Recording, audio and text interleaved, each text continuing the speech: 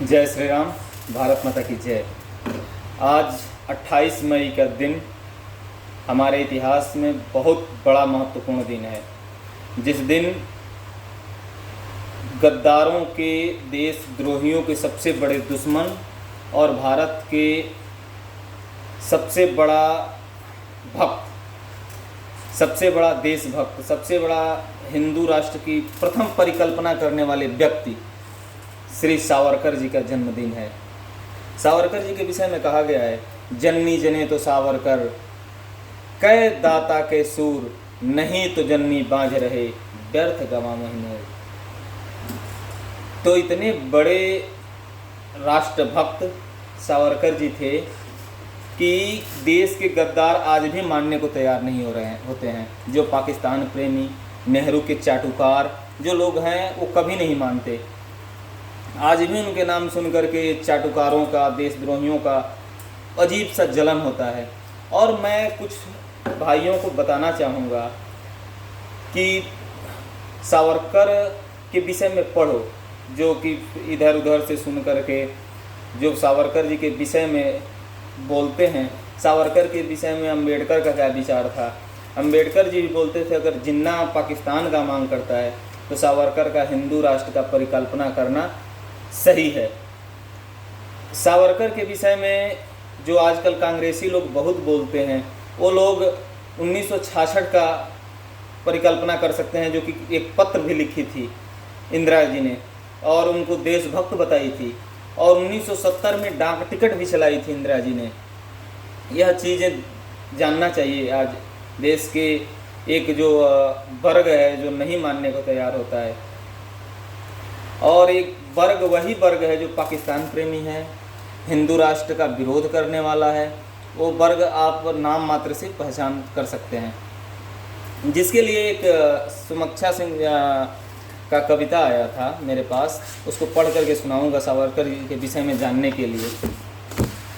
ओ सावरकर जो भारत भूमि का अभिनंदन है, ओ सावरकर जो वीरों के मस्तक का भी चंदन है, ओ सावरकर जिनको 2 आजीवन कारावास मिले, ओ सावरकर जिनकी पुस्तक से अंग्रेजों का देश हिले, जिसने बरसों सही यातना पर सम्मान नहीं त्यागा, जो कोलू में जुता रहा लेकिन अभिमान नहीं त्यागा, जिसने पहली चोट करी थी हिंदू हिंदू हित हत्यारों को, जिसकी गाथा लिखी पड़ी है जेलों की दीवारों पर। ओ सावरकर जिसने रखी प्रथम होलिका वस्त्रों की, उसने ही तो त्याग अहिंसा बात बताई अस्त्रों की। अरे धर्म चक्र सावरकर का ही भारत की भी शान बना, लगा तिरंगे पर ही और भारत की पहचान बना।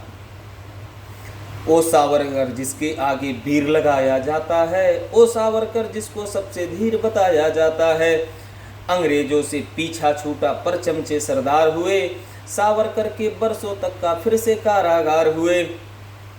एकमात्र सावरकर ने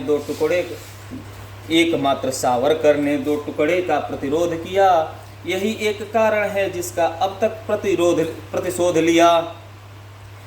कहे समीक्षा जिसके पुरखों ने देश का बंटवाया, उसी पाप को भुगत रहा है अब तक पप्पू बेचारा। भारत के अस्तित्व पे ही जो एक तमाचा बन बैठा, कैसे नेहरू उड़ा कबूतर देश का चाचा बन बैठा।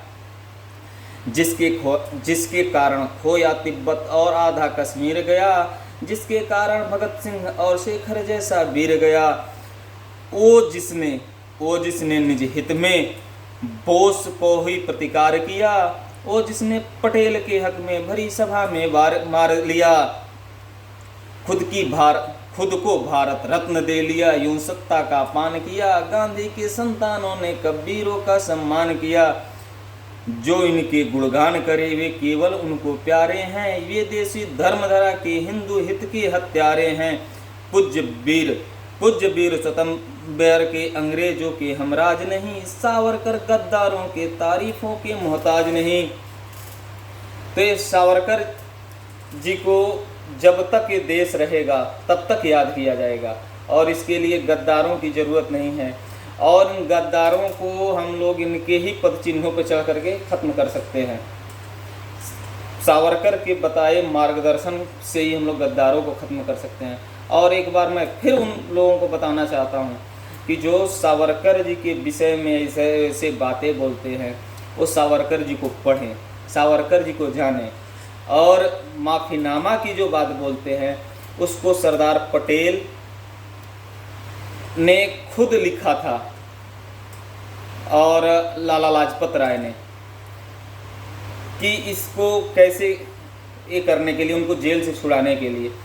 और उन लोगों को भी जानना चाहिए एक बार कि किस तरह से नेहरू और गांधी को जेल में खातिरदारी होती थी, विशेष स्पेशल तरीके से जेल में रखा जाता था। वहीं सावरकर को बैल की कोल्हू में लगाया जाता था। तो ये लोग, कौन देशभक्त कितना था, कौन कैसे क्या किए, यह पूरा देश के सामने है। और जिसको भी डाउट हो, जिसको भी संदेह हो, वो सावरकर जी की जीवनी को पढ़ें, जानें। सावरकर होना आसान नहीं है। हजार लाखों नेहरू भी मिलकर के एक सावरकर नहीं हो सकते हैं।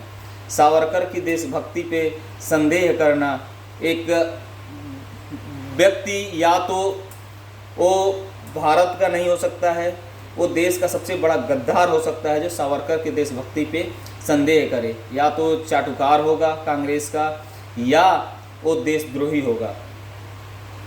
एक खुले शब्दों में कहा जा सकता है।